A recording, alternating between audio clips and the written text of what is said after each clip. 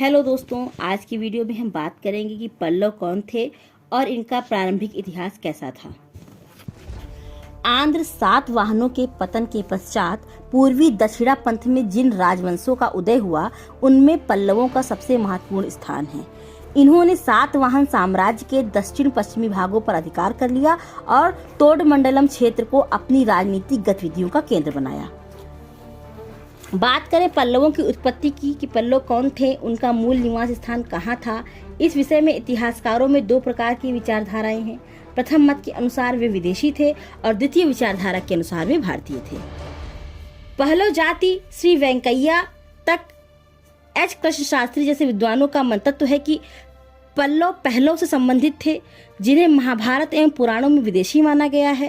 प्रथम शताब्दी ईस्वी के लगभग पहलों पश्चिमोत्तर सीमा पर शासन कर रहे थे। धीरे धीरे ये दक्षिण की ओर बढ़ने लगे तथा सातवाहन नरेश गौतमी पुत्र सातकर्णी द्वारा पराजित हुए। जूनागढ़ लेख से अनंत एवं सौराष्ट्र पर रुद्रदमन के पहलों सामंत सुविशाख का उल्लेख मिलता है। सातवाहनों ने भी पहलों को प्रांतीय शासक के रूप में नियुक्त किया था। संभवतः दक्षिणा क्षेत्र पर विजय प्राप्त कर सातवाहनों ने पल्लवों को वहां के शासक नियुक्त किया। बाद में यही पल्लव कांची में पल्लव नाम से विख्यात हुए। इस मत का प्रमुख आधार पहलव एवं पल्लव नामों से समानता का होना है। डॉक्टर दिनेश चंद्र सरकार ने इस मत का खंडन किया है। द्वितीय शताब्दी ईस्वी में गौतमी पुत्र सातकर्णी एवं रुद्रदमन के लेखों में उन्हें पहलव कहा गया। तृतीय शताब्दी के अंतिम चरण में कांची के पल्लवों का उदय होना ज्ञात होता है। मात्र 100-150 वर्षों में पहलवों ने अपना नाम परिवर्तित किया हो यह स्वाभाविक नहीं जान पड़ता है। पहलव एवं पल्लव दोनों वंशों के नाम एक ही समय में प्राप्त होते हैं। इनसे दोनों में भिन्नता ही दिखलाई पड़ती है, न कि समानता। हेरोडोटस गलिलेख एवं पल्लव शासक शिव स्कंद वर्मन द्वारा अश्वमेध यज्ञ करने का उल्लेख प्राप्त होता है। शक, कुषाण, कुशुड़, हुर्ण, गुर्जर तथा पल्लव जैसी विदेशी जातियों द्वारा कभी भी अश्वमेध यज्ञ करने का कोई उल्लेख नहीं मिलता है। ब्राह्मण एवं द्रविड़।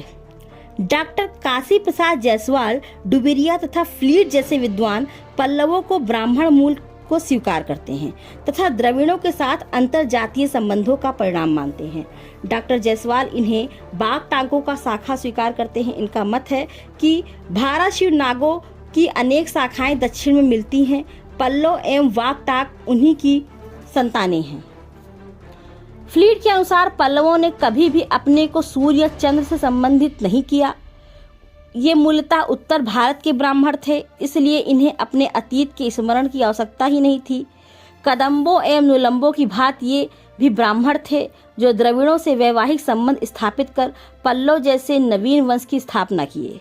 भारद्वाज गोत्रीय होने के कारण इन्हें शुंगों से संबंधित करने का प्रयास किया है, किंतु शुंगों के दक्षिण में प्रस्थान का कोई आधार प्राप्त नहीं होता है। लंका जाति विषयक मत के अनुसार स्मिथ ने प्रारंभ में पल्लवों को नागवंशीय माना था, किंतु बाद में अपने विचारों में परिवर्तन करते हुए पल्लवों को लंका निवासी प्रमाणित करने का प्रयास किया था।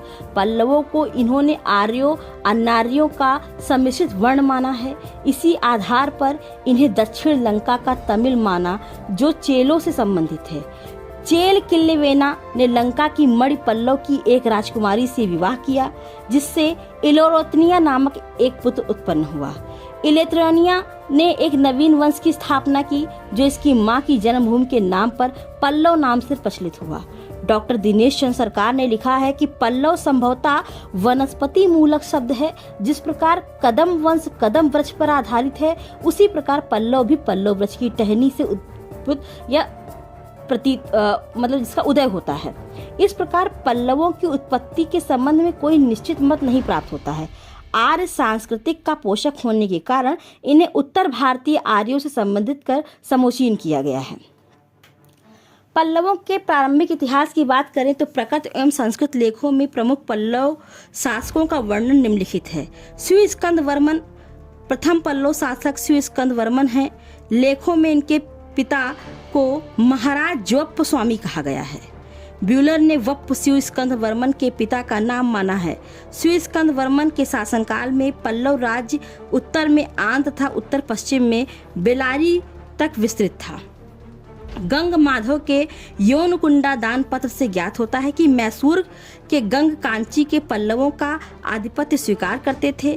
तालगुंड प्रशस्ति में बनवासी के कदम्बों को भी पल्लवों के अधीन माना गया है। कदम्ब मयूर शर्मन पल्लव नरेश द्वारा बनवासी का शासक नियुक्त किया गया था। मयूर डोल्लो दान पत्र युवा महाराज शिवस्कंद वर्मन द्वारा अपने पिता के 10वें शासन वर्ष में कांचीपुरम से प्रकाशित किया गया था। इसमें आंध्र पथ वारियर ग्राम के दान का उल्लेख है, जिसका उद्देश्य धनाढ्य के वापट को प्रेषित किया गया था। धरणीकोट, अमरावती, बेजावटा तथा नागार्जुन कोंडा आंध्र के प्रमुख केंद्र थे जो पल्लवों के अधीन थे। हिरहलगिल्ली बेलारी जिले में स्थित है। यह दान पत्र धर्म महाराजा धीराज शिवस्कंद वर्मन के 8वें शासन वर्ष को प्रकाशित करता है, जिसे भरद्वाज गोपीय एवं अनिकोष्टम वाजपेट्टा एवं अश्वमेघ यज्ञों का संपादक कहा गया है। स्कंद वर्मन ब्रिटिश संग्रहालय दान पत्र स्कंद वर्मन के राज्यकाल का है, जो मूलतः गट्टूर जिले के कोदकुर्र नामक स्थान का प्रकाशित करता है। इसमें युवा महाराज बुद्ध वर्मन की पत्नी चारू देवी द्वारा प्रदत्त दान का उल्लेख है। इसके साथ ही स्कंद वर्मन की मुहर अंकित है, जिसमें पल्लव चिन्ह वर्ष बना हुआ है। इस लेख में शिव स्कंद वर्मन एक स्कंद वर्मन का संबंध उल्लेखित न होने से दोनों के मध्य क्या संबंध था, यह निश्चित रूप से ज्ञात नहीं हुआ है। विष्णुगोप प्रयाग प्रशिस्त में समुद्रगुप्त द्वारा दक्षिणापंथ के कंचायक विष्णुगोप की पराजय का उल्लेख है, जिसे अधिकांश विद्वानों ने कांची का पल्लव शासक माना है। ऐसा प्रतीत होता है कि स्कंद वर्मन के पश्चात विष्णुगोप कांची का शासक हुआ, जिसके काल में समुद्रगुप्त के अभियानों से पल्लवों की गहरी क्षति हुई। विष्णुगुप्त के पश्चात पल्लव साम्राज्य विघटित हो गया। विभिन्न पल्लव राजकुमारों ने भिन्न भिन्न क्षेत्रों में अपनी स्वाधीनता घोषित कर स्वतंत्र शाखाओं का विकास किया। यही कारण है कि पल्लवों को वंशवालियों में कोई तादभ्य नहीं है।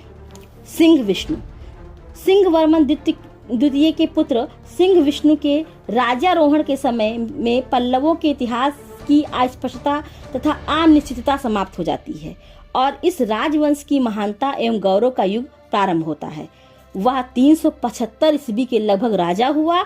उसने अविन सिंह की उपाधि धारण की, उसके शौर्य का जो प्रतीक है।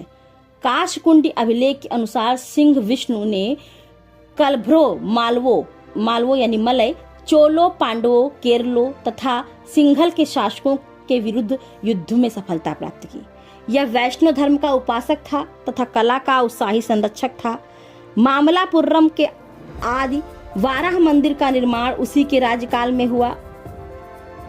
इस मंदिर में 2 रानियां सहित सिंह विष्णु की मूर्ति उत्कीर्ण है।